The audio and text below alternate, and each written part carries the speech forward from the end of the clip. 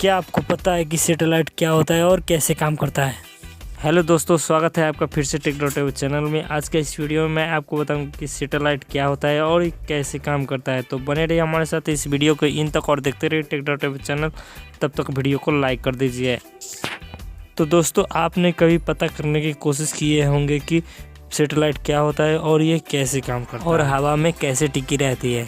तो चलिए दोस्तों, बताते हैं कि सैटेलाइट क्या है और कैसे काम करता है और ये हवा में कैसे टिकी रहती है।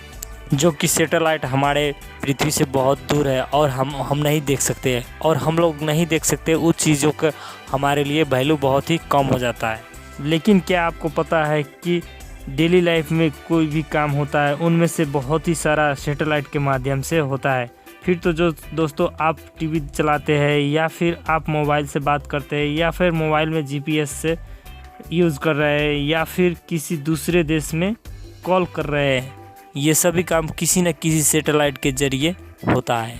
सैटेलाइट में एक ही बहुत ही बड़ा कॉमन फैक्ट होता है कि एक ऐसा छोटा ऑब्जेक्ट जो उनसे कई गुना बड़ा ऑब्जेक्ट को चारों तरफ चक्कर लगाने का काम करता है, जो सैटेलाइट होता है। यहाँ पर दोस्तों हमारे जो मून है वो भी एक सैटेलाइट है जो कि पहले से मौजूद है हमारे स्पेस में, और ये मनुष्य ने यानी कि मानव व्यक्ति ने नहीं बनाया कोई, और इसी के अध्ययन इसी के बारे में जानकर दूसरा अलग सैटेलाइट बनाया जो कि मानव निर्मित सैटेलाइट है, जो कि अंतरिक्ष में भेज दिया गया। तो चलिए दोस्तों, मानव निर्मित सैटेलाइट के बारे में जानते हैं कि कैसे काम करता है और ये हमारे पृथ्वी के चारों तरफ कैसे घूमता रहता है। और उस सैटेलाइट से जो भी काम करवाना चाहते हैं तो वो खुद ही काम कर देता है, वो हमारी मदद करती रहती है।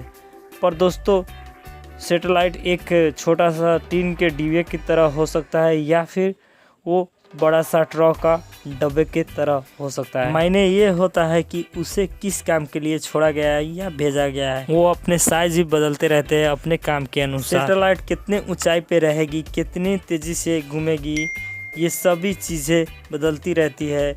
ये बात पर डिपेंड होती है कि उसे अंतरिक्ष में किस काम के लिए भेजा गया है या छोड़ा गया है। लेकिन दोस्तों, सारा सैटेलाइट के बनावट ज़्यादातर एक ही जैसी होती है। आपने अक्सर फोटो में देखे होंगे कि सैटेलाइट में बड़े बड़े पैनल लगे होते हैं, जिससे दोस्तों पैनल में बड़े बड़े सोलार पैनल भी लगे होते हैं, जिससे सैटेलाइट सूर्य के ऊर्जा से एनर्जी लेते हैं। उसके बाद सैटेलाइट के अंदर सैटेलाइट सर्किट डिज़ाइन किया रहता है। उसके अलावा सैटेलाइट में ट्रांसमीटर और रिसीवर लगे होते हैं, जिसके माध्यम से किसी भी सिग्नल को रिसीव करते हैं और भेजते हैं। इसके अलावा सैटेलाइट में कुछ कंट्रोल मोटर भी लगा होता है, जिसकी मदद से रिमोटली कंट्रोल कर सकते हैं, सैटेलाइट को एडजस्ट भी कर सकते हैं, इसकी ऑर्बिट भी चेंज कर सकते हैं, इसकी एंगल भी चेंज कर सकते हैं, या फिर कनेक्टिविटी यानी कि कम्युनिकेटिंग इसका प्रॉब्लम होता है वो भी सोल्व कर सकते हैं। इसके अलावा इसका डिपेंड होती है कि सैटेलाइट किस काम के किस मतलब के लिए छोड़ा गया है या भेजा गया है। जैसे कि दोस्तों, सैटेलाइट स्कैनिंग के लिए भेजा गया होगा तो उसमें स्कैनर लगा होता है, और जैसे कि दोस्तों फोटो के लिए भेजा गया हो तो उसमें कैमरा लगा होना चाहिए। सब निर्भर होता है कि सैटेलाइट किस काम के लिए भेजा गया हो। लेकिन दोस्तों, सैटेलाइट के मुख्य काम ये होता है कि कम्युनिकेशन यानी कि बातचीत के लिए। अर्थात दोस्तों, आप सबको जानते हैं कि पृथ्वी पर आप कहीं भी दूर बात करना होता है तो रेडियो वेव सिग्नल से दिक्कत होती है, क्योंकि radio wave signal straight line में मूव करता है और रेडियो वेव हम पृथ्वी पर कवर नहीं कर सकते। इसमें काम लगता है सैटेलाइट का सिग्नल, जो कि सैटेलाइट सिग्नल अपने भेजते रहते हैं पृथ्वी पर। तो दोस्तों, कम्युनिकेशन में बहुत ही बड़ा योगदान देता है सैटेलाइट।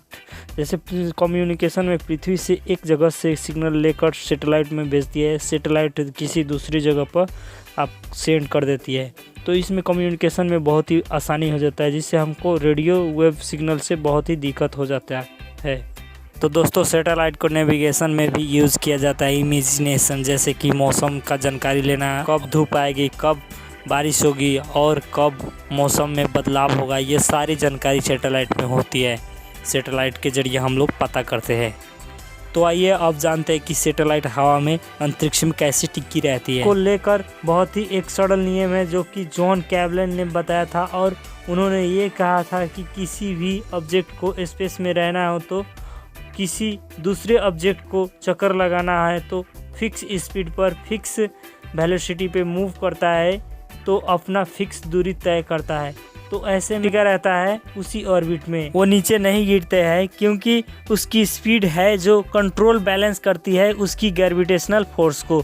लेकिन यहाँ पर सैटेलाइट की जो स्पीड है वो बदलती रहती है। डिपेंड ये होता है कि उसकी कितनी ऊंचाई और कितनी दूरी है उस छोटे ऑब्जेक्ट और बड़े ऑब्जेक्ट को बीच में। तो ऐसे में दोस्तों पृथ्वी यानी कि धरती से जो सबसे नज़दीक सैटेलाइट है वो सबसे ज़्यादा तेज़ी से चक्कर लगाती है पृथ्वी के, और जो सबसे दूरी है पृथ्वी से सैटेलाइट वो सैटेलाइट सबसे स्लो में चक्कर काटती है पृथ्वी के। ऐसे में दोस्तों क्या होता है कि दोनों ऑब्जेक्ट जितना दूरी बढ़ेगा उतना ज़्यादा स्लो चक्कर काटती है, जितना नज़दीक बढ़ेगा उतना फास्ट में आपको चक्कर काटती है सैटेलाइट। तो दोस्तों आज के वीडियो इतना ही, और मुझे उम्मीद है कि ये वीडियो आपको पसंद आई तो लाइक ज़रूर करें, और ऐसे ही टेक फैक्ट देखने के लिए हमारा चैनल टेक.टेवो को सब्सक्राइब ज़रूर करें। मिलते हैं अगले वीडियो में, तब तक के लिए बाय।